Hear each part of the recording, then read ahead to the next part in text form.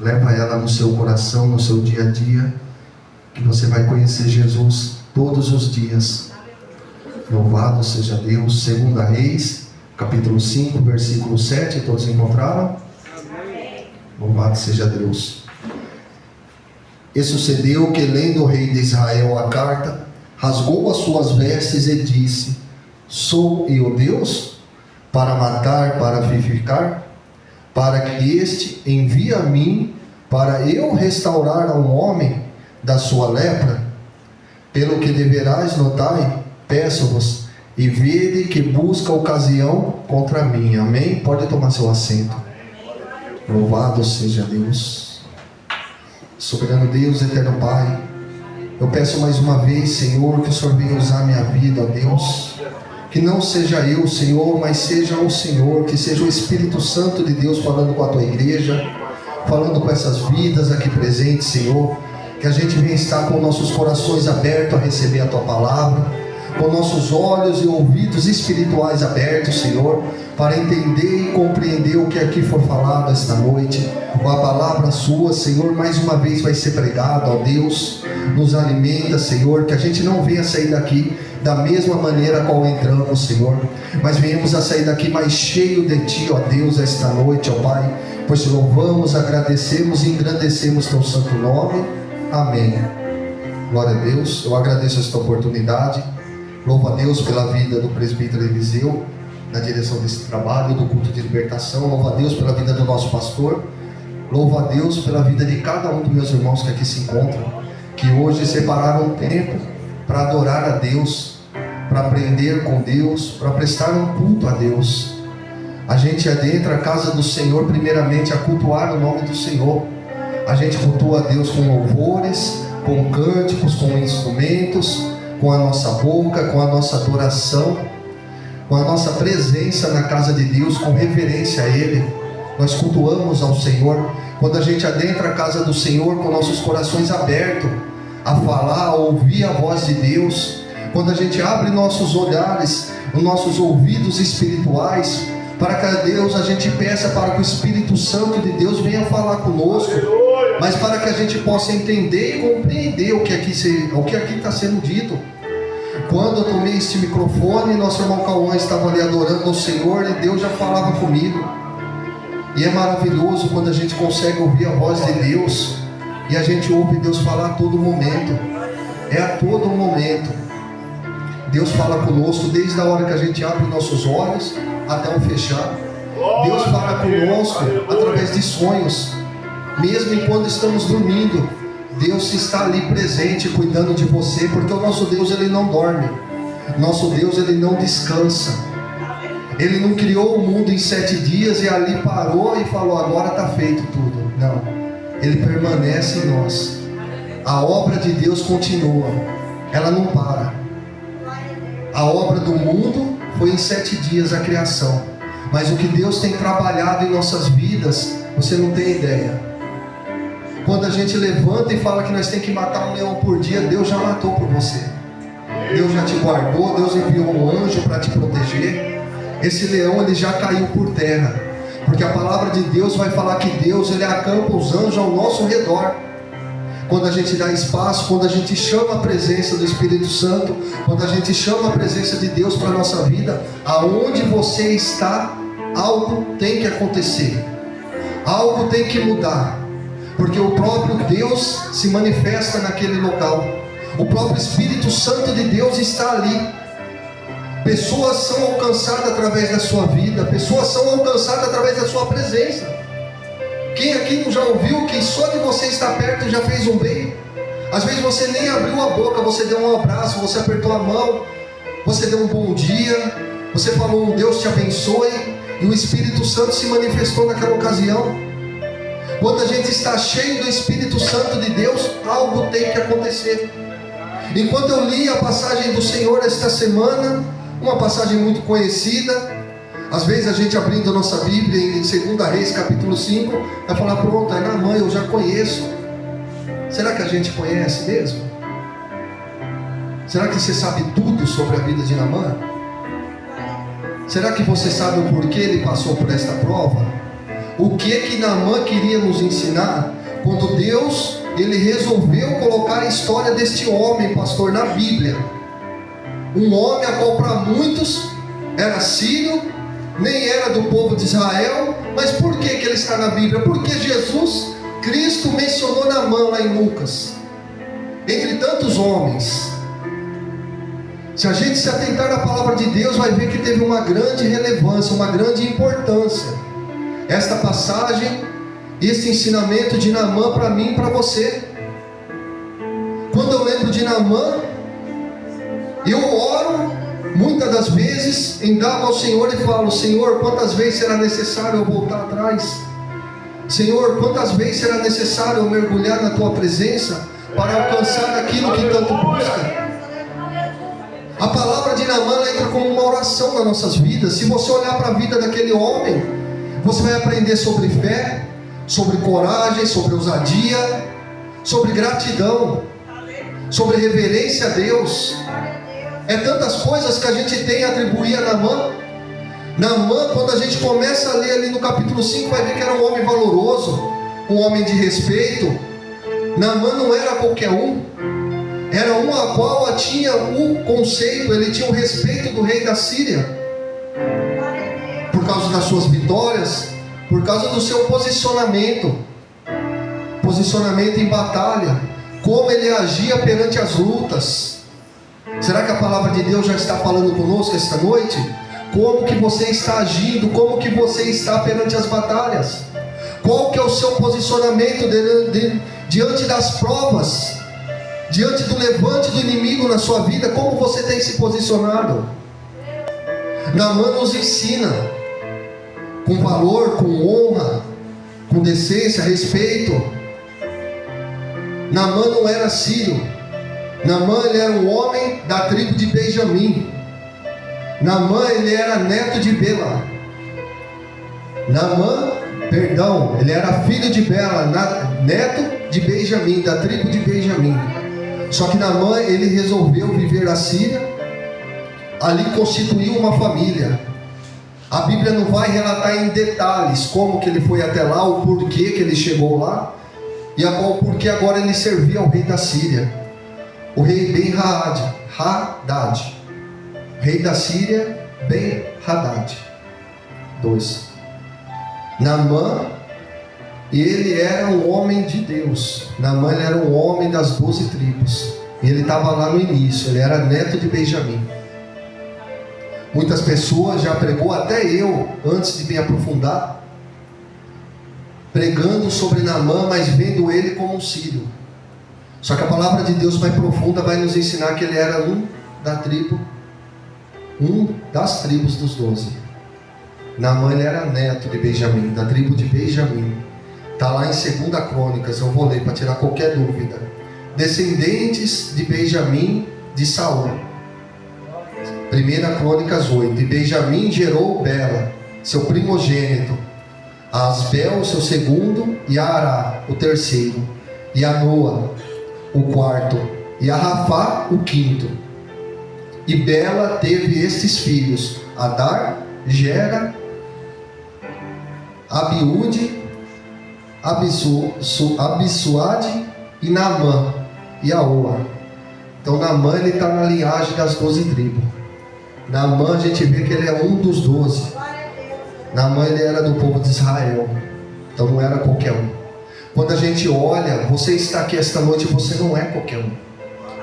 Você é escolhido de Deus. Você tem um chamado, você tem um posicionamento, você tem um dever como cristão. Agora a gente olha para Naamã com outros olhos. A gente não olha para Naamã como um sírio, mas a gente vê um escolhido de Deus. A gente vê um da tribo de Benjamim.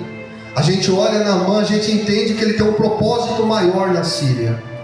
Aí a gente começa a perceber o porquê de tantas vitórias, o porquê o rei da Síria se alegrava com ele, o porquê ele vencia tantas batalhas, porque ele carregava a promessa de Deus. Quando você carrega a promessa de Deus, batalhas são vencidas, inimigos são lançados por terra, enfermidades são curadas, aleluia, Deus! Pessoas são libertas do cativeiro através da sua vida. Você é escolhido de Deus. Você foi escolhido a ser chamado agora de Cordeiro, Filho de Deus. Você tem noção do peso dessa palavra? O mundo não está preparado para isso, mas nós estamos se preparando para que naquele grande dia possamos contemplar a face do nosso Deus, nosso Pai eterno, Jesus Cristo, nosso libertador e salvador das nossas almas. Somos escolhidos de Deus. Naamã era um escolhido. Naamã, ele carregava a presença de Deus, o Espírito de Deus estava com ele, independente se ele estava numa terra distante, independente qual a batalha que ele travava, a presença do Senhor estava com ele. A presença de Deus está com você, meus amados. O Espírito Santo de Deus, ele habita em nossas vidas, ele habita nos nossos corações. A gente somos lavados e remidos pelo sangue de Jesus. Nós abrimos nossos corações para o Espírito de Deus entrar, e quando ele entra, há transformação. Não há nada impossível para Deus. Não há nada maior do que a palavra e a promessa de Deus na sua vida. Não há nada maior, meu irmão. Não há doença, não há vício, não há enfermidade. Não há nada maior do que a promessa que há de Deus em sua vida. E a principal promessa é a eternidade. Quando você foi escolhido desde o ventre da tua mãe, Deus já te escolheu para você viver nos céus. Não é em qualquer lugar, não. Glória a Deus. Não é em qualquer lugar que você vai viver. Você vai viver numa casa que Deus tem preparado para nós. Você vai viver num lugar especial. Glórias a Deus. Você vai morar numa mansão celestial. Você já parou para pensar? Você já viajou nos seus pensamentos? Quando Jesus falou: eu estou voltando, mas eis que estou preparando um lugar. Deus, Jesus Cristo, Ele prometeu antes de voltar aos céus que Ele voltaria e nos levaria para morar com Ele. Tem um lugar preparado para você, e não é na terra. O que tem roubado sua atenção? O que tem roubado o seu tempo com Deus? Sendo que Deus tem preparado uma mansão celestial para você. Deus tem reservado, tem separado um cofre lá em cima. Então, um galardão para o povo de Deus, aquele que trabalha para Deus, aquele que dedica seu tempo ao Senhor. Deus, além de preparar a morada, Ele prepara um galardão. A palavra de Deus não vai se aprofundar o que é galardão, mas creio eu que é coisa muito boa, porque tem divisão, tem separação. Vai ter uns que vai receber mais, vai ter um que vai receber menos, tem alguns que não vai receber, mas porém vão ser salvos. Ah, pastor, mas eu quero meu galardão no céu. Eu, nas minhas orações, eu falo para Deus, eu falo: Senhor, usa minhas mãos para que eu possa trabalhar para Ti e ter um salário esperando lá nos céus. Principalmente não é por esse salário, mas é por almas. São por pessoas. São por mais pessoas poder se alegrar com a mesma alegria que eu tenho, de um dia ir morar no céu e receber do Senhor uma recompensa por ter pregado a Tua palavra. E muitas das vezes a gente fala: ah, mas vou pregar para quê? Eu vou na igreja, eu estou lá todos os cultos, está sendo uma bênção. Meus amados, o inimigo não brinca de ser inimigo não. Satanás não brinca de ser Satanás. O demônio, ele está tramando contra nós. Ele está se levantando contra a igreja de Cristo, porque ele sabe que muitos de nós estão adormecendo. Muitos de nós estamos recuando. Estamos dando espaço para ele trabalhar, enquanto era para a luz de Deus estar naquele lugar. Um homem com promessa na Síria, um homem virou capitão, foi reconhecido, garantiu vitórias, foi louvado aonde ele estava. Deus, ele nos ensina através desta palavra que você sozinho, na sua sala de aula, você pode mudar o ambiente. Você sozinho naquela empresa, você muda aquele lugar. Através da sua vida, seu patrão ele pode ser abençoado. Seu patrão sendo abençoado, você é recompensado. A palavra de Deus ele nos ensina a todo momento sobre recompensa, sobre gratidão, sobre reconhecimento. A gente somos reconhecidos lá fora como filhos de Deus, cristão com muito orgulho. Quando alguém pergunta se é crente, fala: eu sou cristão, sou seguidor de Cristo. Você conhece a palavra? Você vai para a igreja? A gente não pode perder a oportunidade. Se alguém olhar para você e ver Deus, fala de Deus para ele, porque algo já começou a acontecer naquele lugar. Que a gente não venha se acovardar, mas que a gente venha pedir autoridade de Deus sobre as nossas vidas, para mais almas ser alcançada. Autoridade essa ao que faz a gente atravessar limites, a gente superar nossos medos, as nossas vergonhas, a nossa timidez, para pregar a palavra de Deus, que não há coisa melhor. Pensa numa alegria que eu estou aqui esta noite, de estar podendo falar mais uma vez de Deus. O inimigo se levanta, ele trama, só que daí a gente coloca um sorriso no rosto, a gente pega a nossa Bíblia, a gente dobra nossos joelhos, a gente veste a melhor roupa, a gente passa o melhor perfume e fala: estou indo na casa do Senhor. E Satanás ele é envergonhado, ele é derrotado com atitudes simples, que demonstram a nossa dedicação ao Senhor, o nosso compromisso, a nossa responsabilidade, o nosso dever. Posicionamento, a igreja tem que estar em posicionamento, tem que estar posicionada, tem que estar preparada.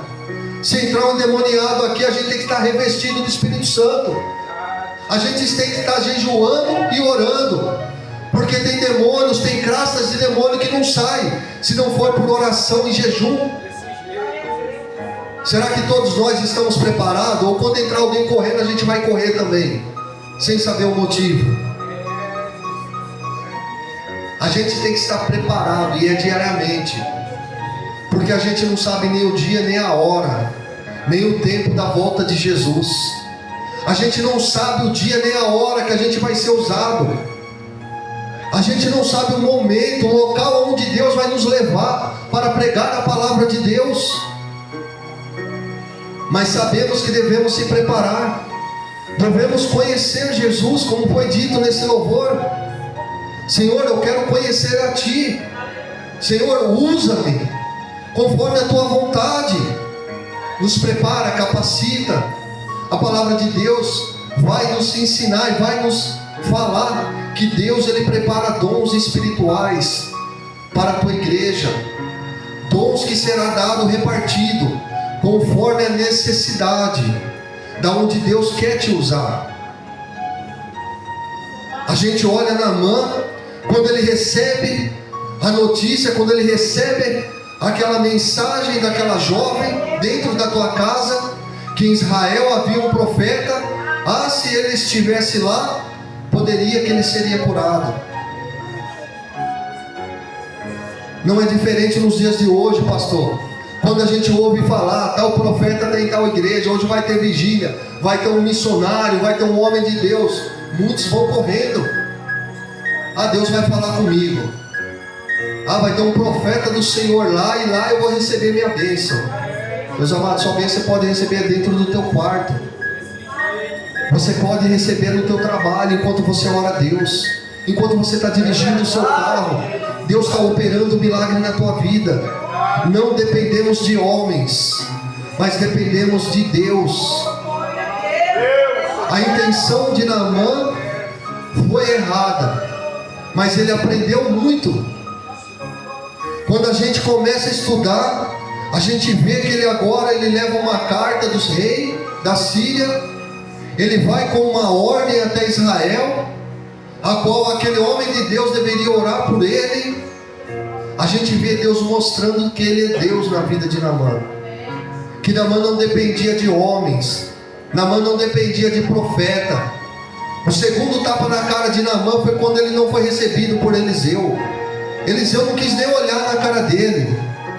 Mandou um jovem, mandou um menino.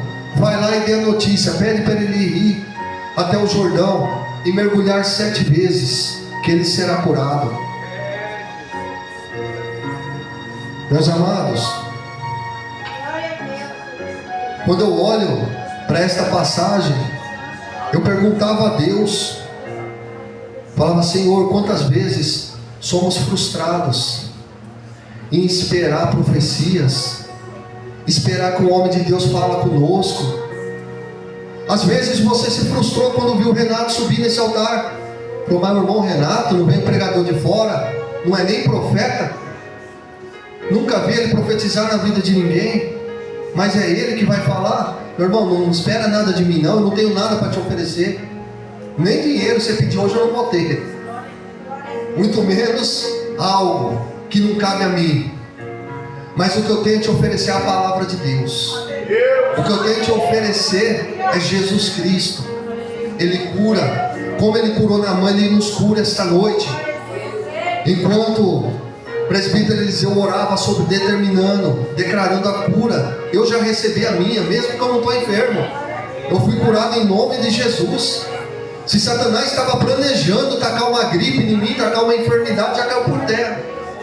Mas não foi porque o Eliseu lançou uma palavra sobre a minha vida, foi porque a promessa de Deus já estava sobre a vida dele. Ele só lançou algo que era de Deus, palavras de Deus, palavras que o próprio Jesus já tinha dito que iria acontecer. Foi uma palavra declarada através da vida dele numa terça-feira aqui. Eu fui curado instantâneo, foi na hora. Eu olhei para minha esposa e falei: meu joelho não dói mais. E foi na hora. E eu entendo que Deus utilizou dele como ferramenta. Graças a Deus. Já dá para a gente entender que a presença do Senhor está neste lugar. Deus, Ele se manifesta neste lugar. O Espírito Santo de Deus, Ele habita neste lugar. Deus continua derramando dons sobre este lugar, sobre as nossas vidas, quando nós se dedicamos, quando nós separamos nosso tempo a Deus, quando nós buscamos o Senhor em espírito e verdade, quando você se prostra sobre o chão do teu quarto, quando você cola a sua cara na terra e fala: Senhor, eis-me aqui, usa-me conforme a tua vontade. No começo da minha conversão, sabe o que eu orava a Deus? Eu falava: Senhor, eu quero pregar igual o Marcos Feliciano, quero pregar 3 horas. Acho que é por isso que eu passo um pouco, pastor. Eu pedia para Deus. Eu assisti um congresso, eu vi aquele homem pregar 3 horas. Mas foi instantâneo. Primeira oração da madrugada: Deus, quero pregar igual o Marcos Feliciano. Me espelhei naquele homem, fiz igual a Eliseu, quero unção dobrada. Se o homem prega 3, vou pregar 6. Mas não é assim.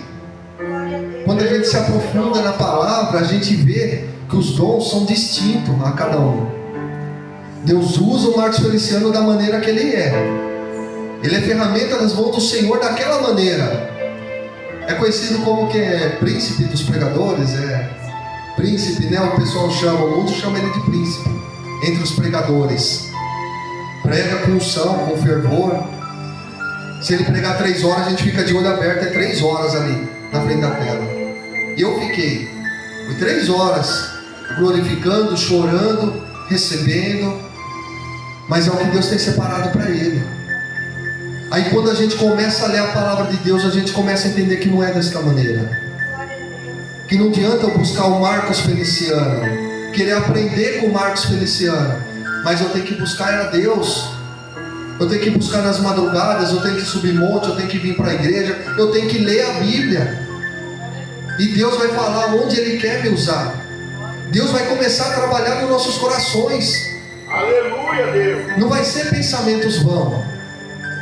É coisa da minha cabeça. Não é coisa da sua cabeça. É o Espírito Santo já te alertando onde Ele quer te levar. Mas eu estou pensando muito em ir para tal lugar. Eu deveria ter virado esta rua, mas por que eu virei aqui? Errei o caminho. Você não errou o caminho. É Deus te guardando, é Deus te livrando. É Deus te levando a novos lugares onde você nem imagina que iria passar. Aleluia, Deus. É Deus te capacitando, mostrando que Ele é Deus, que você não precisa de GPS, você não precisa do seu conhecimento, porque a palavra de Deus vai falar: maldito o homem que confia no homem e faz de teu braço a tua fortaleza. A partir do momento que eu confiar na minha capacidade de trazer algo de Deus, não vai sair nada. Não vai sair nada, porque eu não tenho nada a te oferecer. Mas quando eu abro a palavra de Deus e declaro: o Espírito Santo fala com a tua igreja, estamos dando legalidade à palavra de Deus. Estamos dando legalidade para que Deus entre nos nossos corações, que Deus nos usa, que esta palavra ela entra de encontro a mim. Eu sou o primeiro a receber quando eu falo algo de Deus, para depois eu transmitir. Isso é belo, Deus seja louvado. é lindo, meus irmãos. Quando uma pessoa fala para mim que não consegue pregar, se a pessoa fala para mim: Renato, eu não consigo pregar, sabe o que eu falo? Vamos orar. Deus vai te usar. Você não precisa ser um pregador, mas o Espírito Santo vai te usar em certas ocasiões para falar com pessoas, e aquilo ali vai ser como uma pregação. Esses dias atrás eu estava ali em casa meio pensativo, antes mesmo de receber esse convite, até falei com a Jéssica. Falei: amor, faz uns dias que eu não prego na igreja. Ela falou: vai evangelizar. Ela falou: toma lá da cá, vai evangelizar. Você está esperando a oportunidade de quem? Eu não tive coragem de responder, só baixei a cabeça. Falei: toma. Falei: toma. Você tem um chamado, Renato. O que você está fazendo na tua vida? Você está trabalhando? Você está se preocupando com a sua casa? Deus não prometeu uma morada celestial?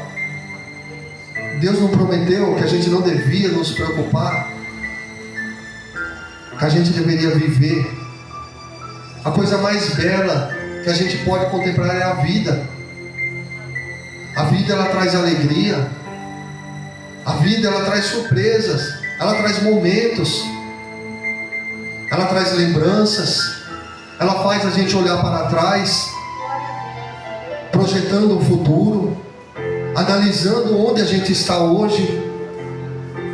A vida, ela é como uma poesia.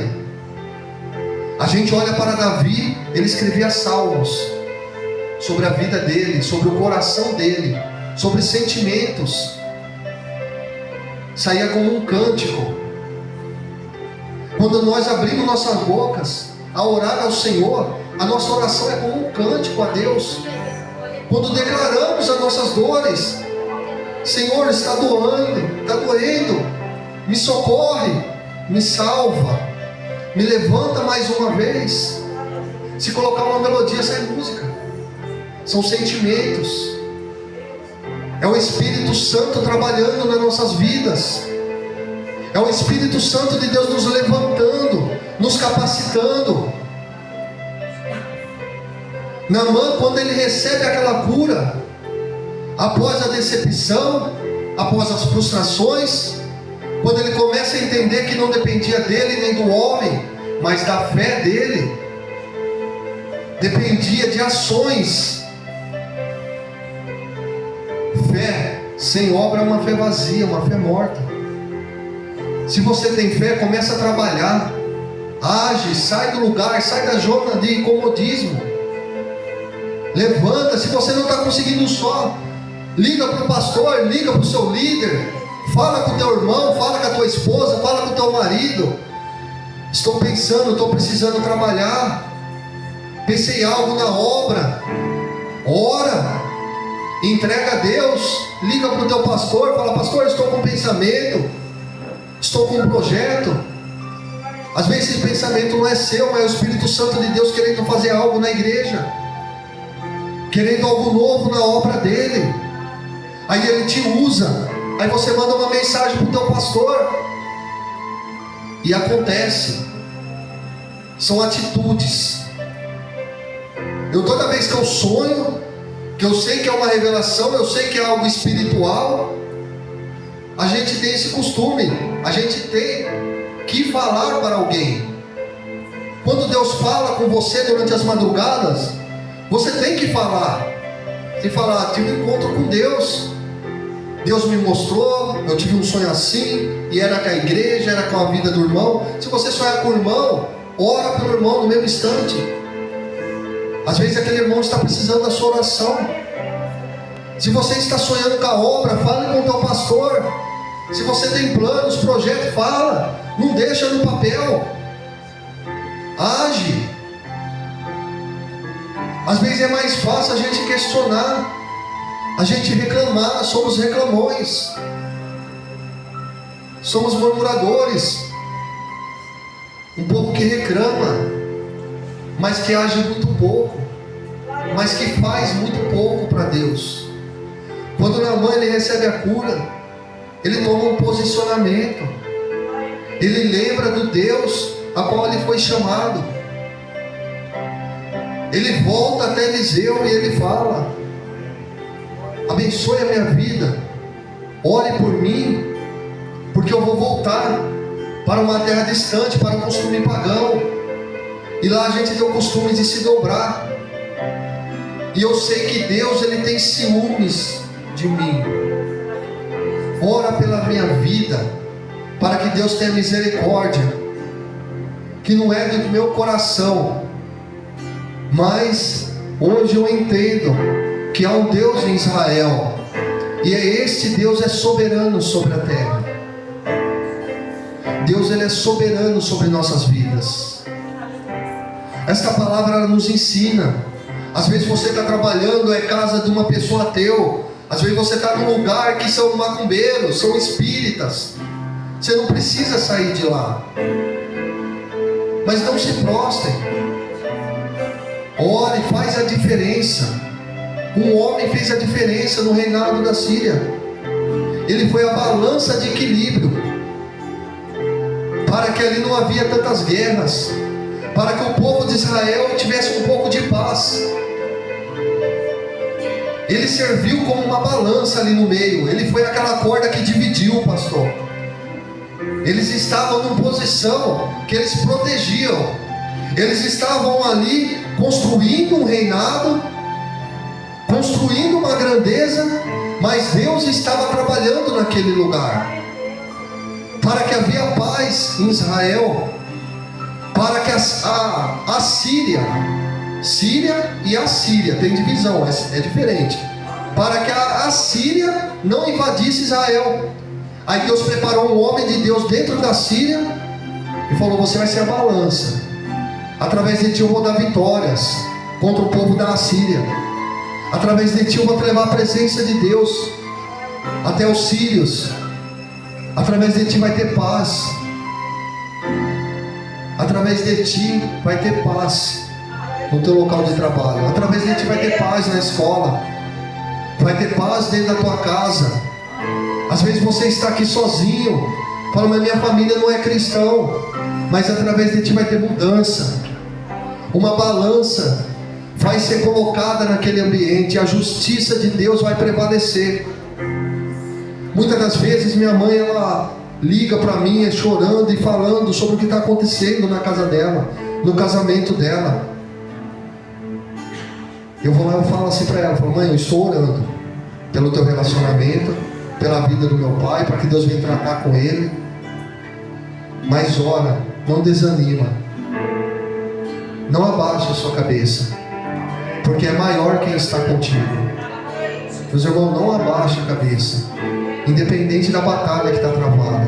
Pode ser no seu relacionamento, pode ser vida conjugal, financeira, familiar, enfermidades que o inimigo tem tentado lançar dentro do seu lar. Não abaixe a cabeça, continue crendo na promessa de Deus. Você é escolhido, você é chamado de filho de Deus. Tem poder nesta palavra. Declare as bênçãos de Deus na sua vida ao abrir os olhos. Fala: Senhor, sou teu filho. Pai, cuida de mim. Pai, guarda-me aonde eu estiver. Livra-me e usa-me. Que a glória de Deus ela vai ser derramada, tanto sobre a sua vida, contra aqueles que estão ao seu redor. Amém? Eu agradeço a oportunidade e louvo a Deus.